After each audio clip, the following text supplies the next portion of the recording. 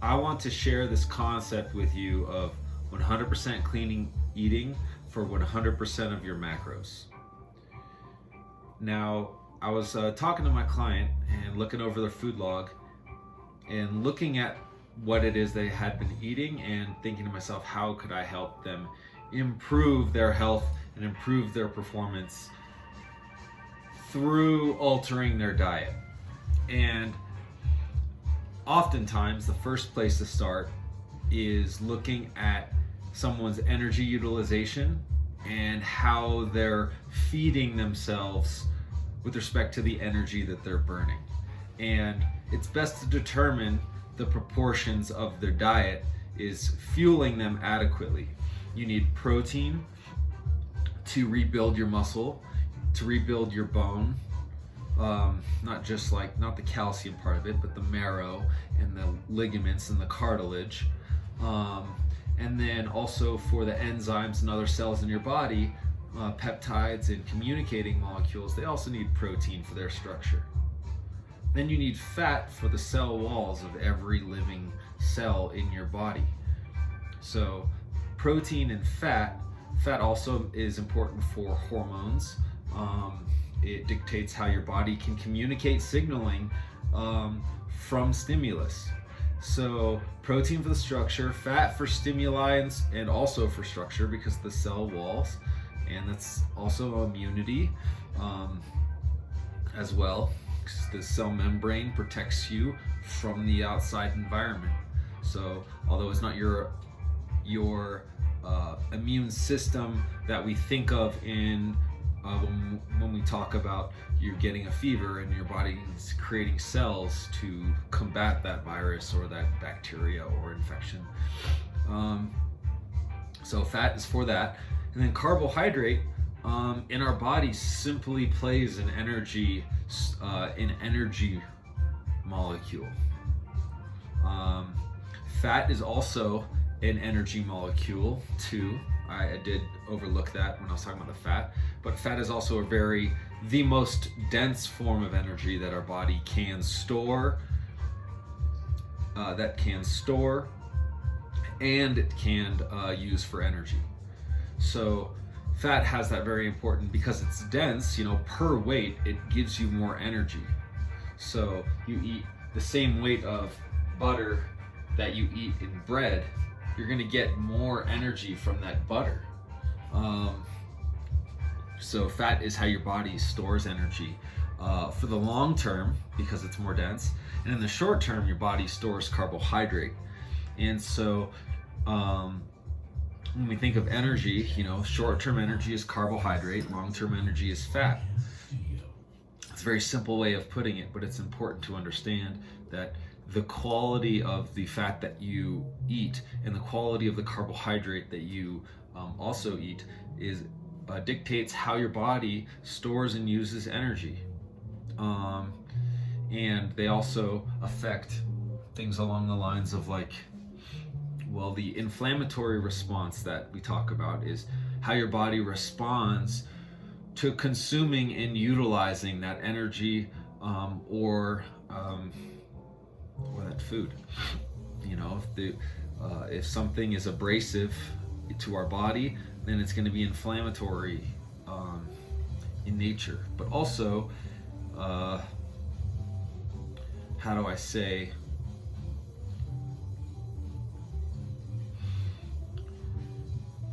Well, abrasive really does cover most of the point that I'm trying to make is that you have too much sugar or too much fat, your body is going to have a harder time processing it because the systems that are in place for digesting and utilizing that energy are going to be stressed. And so then the body will pull resources from other places in order to supply energy or resource or molecules in order to process the situation that's going on at hand.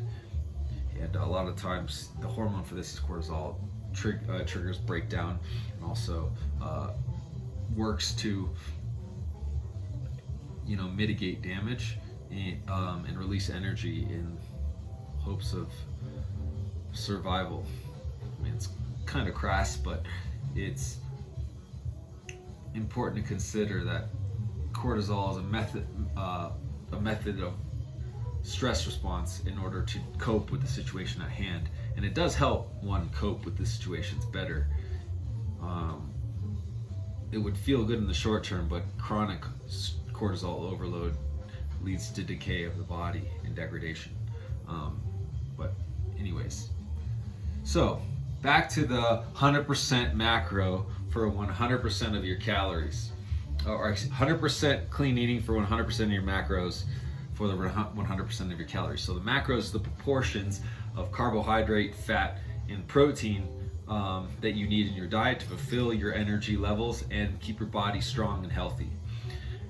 Now, what I like to do is when someone's looking at their diet and they see their calories, okay, today I consumed 2,000 calories of food, and 40% was in protein, 30% was in carbohydrate, 30% was in fat.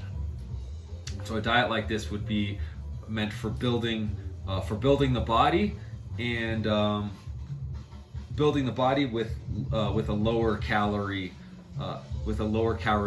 lifestyle. That means not as much working out, not as physically active, but still providing nutrients for hypertrophy of muscle tissue or other proteins.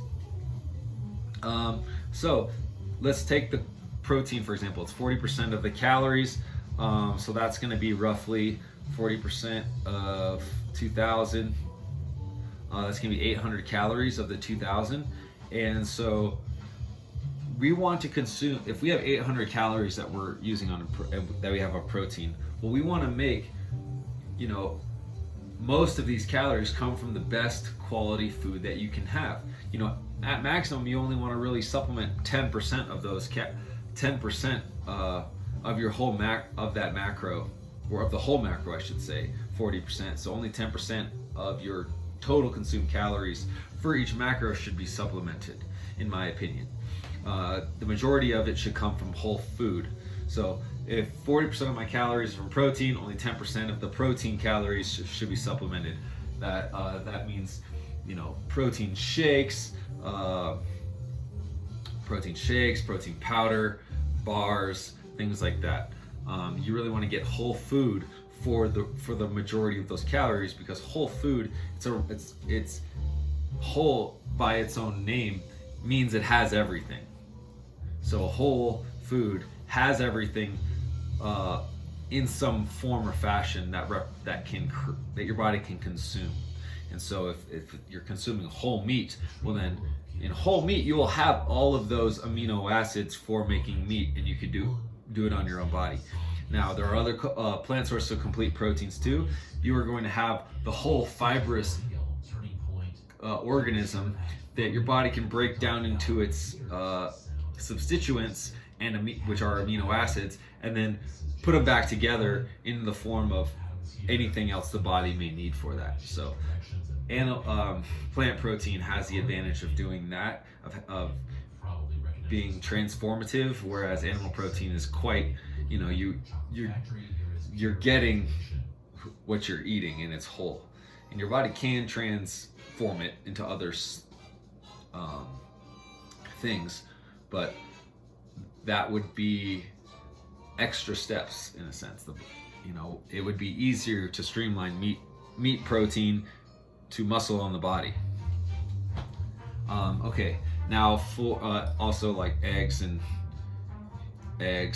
broths, tendons, organs, all of those things are really important. Whole sources of protein, whole parts of the body, and whole foods. Now for carbohydrate, similar concept. The more whole of a food that you're going to eat for your carbohydrate, the more of a sustained energy release it's going to provide to you, because the body's going to break it down over time. The carbohydrates are more complex in nature, so it almost provides a more sustained energy like fat. That's what makes fat more dense, is that the chains are longer and everything's connected, where simple sugars are their own molecules that are just floating around in matrix. where complex carbohydrates, those carbohydrates are linked together, almost like in chains. They are stored in chains of some nature, but it's not like a direct fatty acid molecule to molecule chain. It's a group of molecules chain for the complex carbohydrates.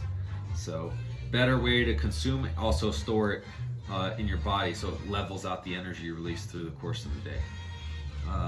And this is also less inflammatory because it doesn't trigger as much of a hormonal response like insulin does. High sugar, high insulin.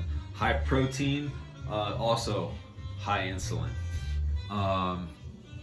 Insulin, growth hormone.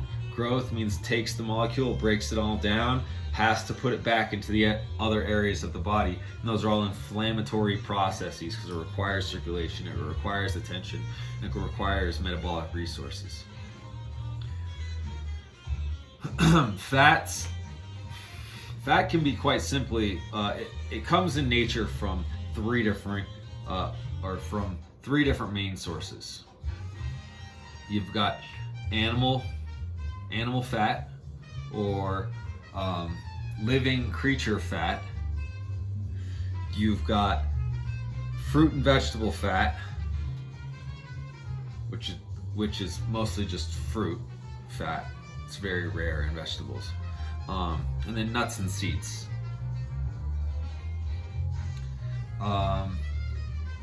In their whole form, it's good for you. It's unrefined. It's when oils become processed that they become bad for you. And that is because oil will decay when it's exposed to oxygen and it goes rancid, becomes toxic. Toxic by nature has an oxygen in the word. The Latin represents the oxygen has gone bad. Becomes rancid. It's volatile, becomes a volatile organism. Albeit non-living, it's volatile, toxic. All right. So whole food sources of fat are better for the body. Also, the nature of that fat is different too. When the shorter the fatty acid chain, the less inflammatory it is because it's easier to digest and process. It's like the opposite of sugar. Fat is stored differently in the body than sugar, and omega-3s, short fatty acid chains, are used more by the cells of the body to process because they're easily moved around through the body. It's more water soluble, hydrophilic. It's more hydrophilic despite it being hydrophobic. And omega-6s are a good source of energy because it's two molecules. The body can break it apart really quickly, and so it's a really good source of energy. That's why people like MCT oils. Wow, it's amazing. It's because they're omega-6s and it's an energy molecule, and it is because it's easy to transport, easy to absorb, and easy to utilize. Now it's the omega-9s and 12s that the long chain fatty acids that aren't so good for you.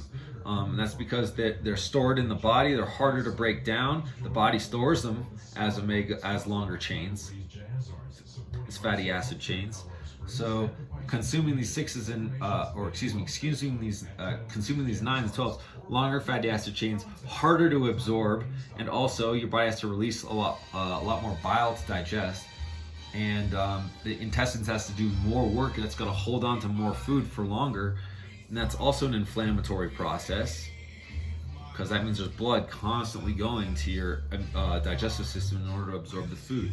So it takes blood, nutrients and resources and energy from the rest of the body. Of course you're going to feel low energy when you have a super high fat meal, or a super high sugar meal, or super high protein meal. Doesn't matter what it is that you're eating.